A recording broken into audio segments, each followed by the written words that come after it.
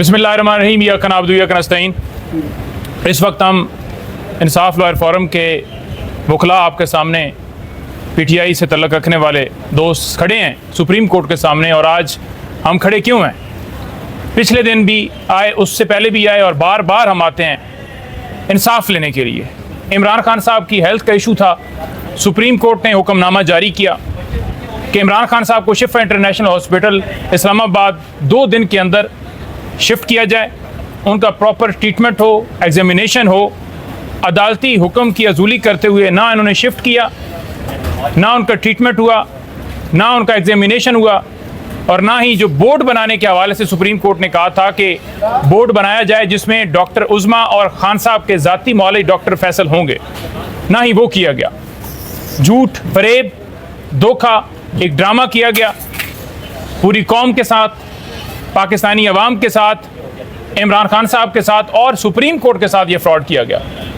तो हम तौहीन अदालत की दरख्वास्त लेकर आए, लेकिन सुप्रीम कोर्ट ने मामले की अर्जेंसी की बजाय इस मामले को 16 सितंबर तक लटका दिया।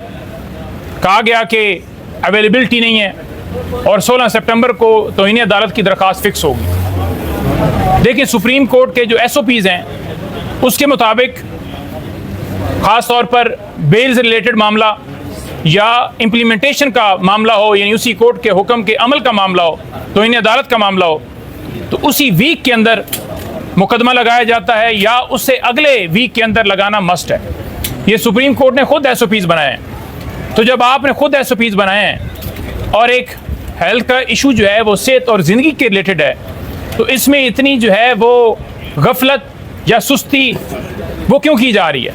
और इसकी जिम्मेदारी इस हुकूमत पे होगी। अगर खुदा न खास्ता खान साहब को अल्लाह उम्र खिजर दे, लंबी उम्र दे, अगर खान साहब की सेहत को नुकसान पहुंचता है, अगर उन्हें खुदा न खास्ता उनकी तबीयत खराब होती है इस ताखीरी हरबे के बायस, तो इसकी जिम्मेदार ये गवर्नमेंट, इसके प्राइम मिनिस्टर, इसकी चीफ मिनिस्टर और ये तमाम लोग होंगे। दूसरी मैं गुजारिश करना चाहूंगा, आप लोग सुप्रीम कोर्ट में मौजूद थे, अदालत में मौजूद थे जब 3 मोहतरम जजेस ने अपने हुक्म में तहरीर किया और समाअत के दौरान ऑब्जर्वेशन भी दी।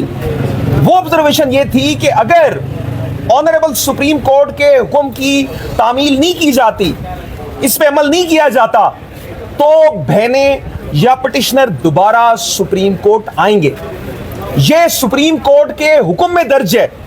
तो क्या हुक्म के इस हिस्से को जब सामने रखा जाए, तो मैं इंतहाई एहतराम से ऑनरेबल चीफ जस्टिस साहब से मैं इस्तदा करूंगा कि ये जुडिशियल साइड पे पास करदा ऑर्डर है, ये 3 मोहतरम जजेस का ऑर्डर है। अगर उस हिस्से को सामने रखा जाए तो ऑनरेबल चीफ जस्टिस साहब को उस ऑब्जर्वेशन को सामने रखते हुए जो कि साइल के मुतालिक की गई थी कि अगर आपके साथ इस ऑर्डर के मुताबिक सलूक नहीं किया जा सकता तो आप दोबारा हमारे पास आइए। होना तो ये चाहिए था कि तौहीन अदालत आते ही ऑनरेबल चीफ जस्टिस साहब को ये केस उसी बेंच के सामने फिक्स करना चाहिए था, लेकिन फिक्स नहीं किया गया। 16th डेट दे दी गई, उसके मुतालिक हम अर्ली हियरिंग लगा रहे हैं। मैं ये समझता हूं कि जो सबसे ज्यादा अर्जेंसी के इश्यूज होते हैं जब अदालत में आते हैं, तो उसमें सबसे बुनियादी इशू होता है जिंदगी का, लाइफ। सेकंड होता है हेल्थ का इशू। दोनों इशू खान साहब से रिलेटेड हैं। तो जब खान साहब की जिंदगी का मसला है, खान साहब की सेहत का मसला है, तो क्या अमर माने है? ये केस क्यों नहीं फिक्स किया जा रहा? ये फिक्स करा के क्यों सुप्रीम कोर्ट के हुक्म की कंप्लाइंस नहीं कराई जा रही? और ये ताखीर से, अगर मुझे वक्त वो याद आ रहा है जब नवाज शरीफ की सेहत का एक ड्रामा बनाया गया, प्लेटलेट्स का ड्रामा रचाया गया कि नवाज शरीफ के प्लेटलेट्स गिर रहे हैं और इनकी अपनी गवर्नमेंट के मिनिस्टर बता रहे हैं वो प्लेटलेट्स की क्या रिपोर्ट्स थी। तो अदालत में ये कहा जा रहा था, अदालत की ऑब्जर्वेशन थी कि क्या आप नवाज शरीफ की जिंदगी की जमानत देंगे? तो आज मैं ये सवाल करता हूं, क्या इमरान खान साहब की जिंदगी की जमानत देंगे ये लोग? क्या ताखीरी हरबों से अगर खान साहब की सेहत को नुकसान पहुंचता है तो ये लोग जमानत देंगे कि नुकसान नहीं पहुंचेगा? जब उनको मुतलका इलाज नहीं दिया जा रहा, जब ऑनरेबल सुप्रीम कोर्ट ये तहरीर करती है अपने हुक्म में कि एग्जामिनेशन एंड ट्रीटमेंट, तो पहली बात क्या होगी? मुआयना होगा। मुआयना किस लिए होता है? मुआयना होता है डायग्नोज करने के लिए कि इमरान खान साहब के क्या इश्यूज हैं। जो रिपोर्ट में लिखा गया है कि ब्लड प्रेशर के इश्यूज बनाए गए हैं, जबकि इमरान खान साहब की सेहत तो बिल्कुल ठीक थी। कौन से ऐसे हालात हुए कि उनकी सेहत खराब हुई इस रिपोर्ट के मुताबिक? तो सवाल ये है कि मुआयना नहीं किया जा रहा और मुआयने के बाद फिर ट्रीटमेंट नहीं किया जा रहा। और ट्रीटमेंट किस तरह होगा जब शिफा इंटरनेशनल हॉस्पिटल में नहीं लेके जाएंगे? फिर उसके साथ साथ तौहीन अदालत करते हुए इनकी यह भी जिम्मेदारी थी जब ऑनरेबल सुप्रीम कोर्ट ने कह दिया कि 2 दफा हफ्ते में इमरान खान साहब के बेटों से इनकी बात कराई जाए। मेरी इतलात के मुताबिक आज तक, अब सुप्रीम कोर्ट का ऑर्डर हुए दूसरा हफ्ता जा रहा है, इमरान खान साहब के बेटों से एक दफा भी बात नहीं कराई गई। यह एक दूसरी तौहीन अदालत है। सुप्रीम कोर्ट ने यह कहा, ऑनरेबल सुप्रीम कोर्ट ने, कि फैमिली की मुलाकात कराई जाए। तो क्या फैमिली में सिर्फ नूरीन नियाजी है? क्या हलीमा खान फैमिली नहीं है? क्या उस्मा खान फैमिली नहीं है? उस्मा खान की एक दफा, डॉक्टर उस्मा खान की एक दफा मुलाकात कराएगी, वो भी अजीब से सर्कमस्टांसेस से पिम्स हॉस्पिटल में। फिर तीसरी बात बड़ी इंपॉर्टेंट है, वो बात यह है कि खान साहब का जब ये कहा गया कि उनको शफा इंटरनेशनल हॉस्पिटल ले जाके वहां पे एक मेडिकल बोर्ड बनाया जाए, जिस मेडिकल बोर्ड में डॉक्टर फैसल सुल्तान होंगे जो इमरान खान साहब के जाती मुअल्लिज हैं, डॉक्टर उस्मा होंगी, दीगर डॉक्टर होंगे, क्या मेडिकल बोर्ड बनाया गया?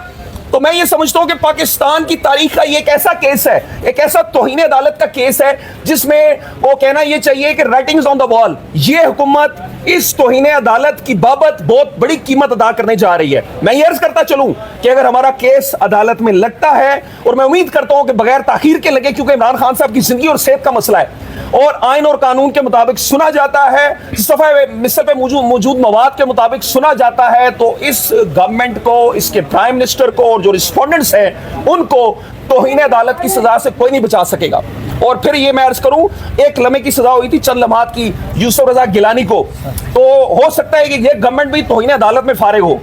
तो मैं इस्तदा करूंगा मीडिया के थ्रू ऑनरेबल चीफ जस्टिस साहब से कि जब इमरान खान साहब की सेहत और जिंदगी का मसला है तो ये केस फौरी तौर पे फिक्स होना चाहिए।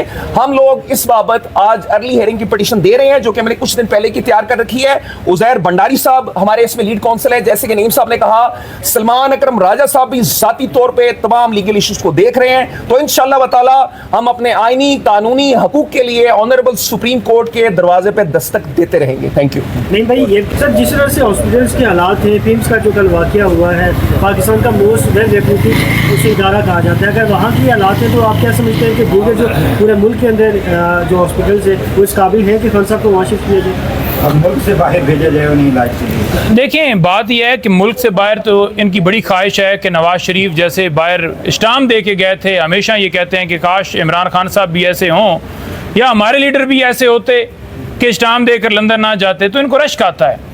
तो लंदन तो वो जाने वाले नहीं हैं, नंबर 1। नंबर 2 ये है कि अभी तूरी साहब कह रहे थे कि 22 अरब रुपए जो है वो खाली 3 सालों के अंदर इस जो पिम्स हॉस्पिटल है इसको दिया गया है। तो उसका एक ऑडिट, उसकी पूरी तफसीलात कौम के सामने रखी जाए कि वो 22 अरब लगाया कहाँ गया है, जहाँ एंजियोग्राफी की आपके पास मशीन नहीं है, जहाँ अगर जो है वो बच्चे, नामालूद बच्चे अंदर वार्ड के अंदर होते हैं तो सेफ एग्जिट जो है वो आपने बनाई नहीं है, जहाँ पर आप जाएं तो बगैर पैसे दिए आपका इलाज नहीं होता, बगैर रिश्वत दिए आपकी केयर नहीं होती। वहाँ जो कल लोग फैमिलीज थी, उन्होंने कल बताया कि हमें किस तरह की हर्डल्स पेश आई खाली एडमिशन के लिए।